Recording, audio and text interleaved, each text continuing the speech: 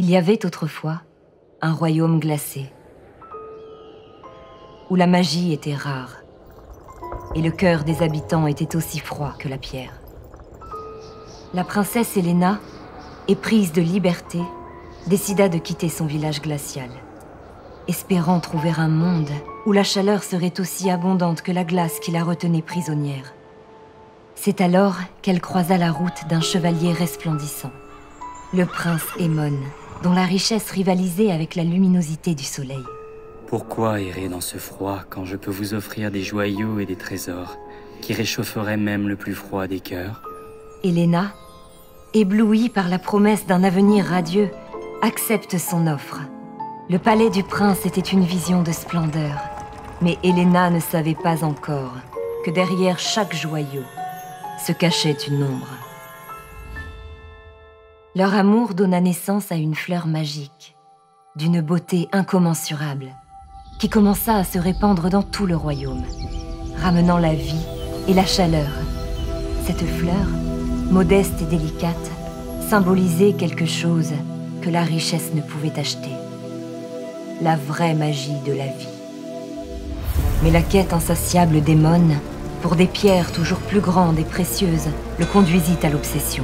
La vraie richesse, mon prince, réside dans l'amour et la simplicité. Cette fleur est le plus grand trésor que nous ayons.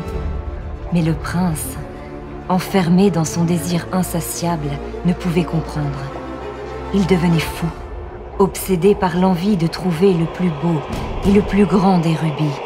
Est-ce que c'était vraiment mieux avant, princesse, lorsque tu vivais dans la pauvreté, le manque et le froid? Non. Et pour te prouver mon amour, je trouverai les plus grosses pierres précieuses qui existent. J'en ferai un coffre pour y enfermer notre fleur afin que jamais, rien ne puisse lui arriver.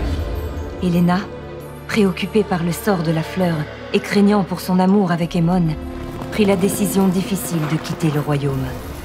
La soif de richesse d'Aemon le consumait, le transformant en une créature obsédée par son trésor. Il erra sans relâche, cherchant la princesse et la fleur magique. Le royaume, désormais dur comme la pierre, témoignait de sa quête démesurée. Le prince, transformé en un monstre solitaire, condamné à chercher quelque chose qui lui échapperait à jamais. Et la princesse, elle a sauvé la fleur? Oui, ma chérie. La princesse, elle a décidé de créer son propre royaume. Un endroit où la fleur et sa magie pourra continuer de grandir. Ensemble, elles ont décidé de façonner un royaume où il fait doux, où il fait chaud. Un endroit rempli d'amour et de bonheur. Et voilà. Fin.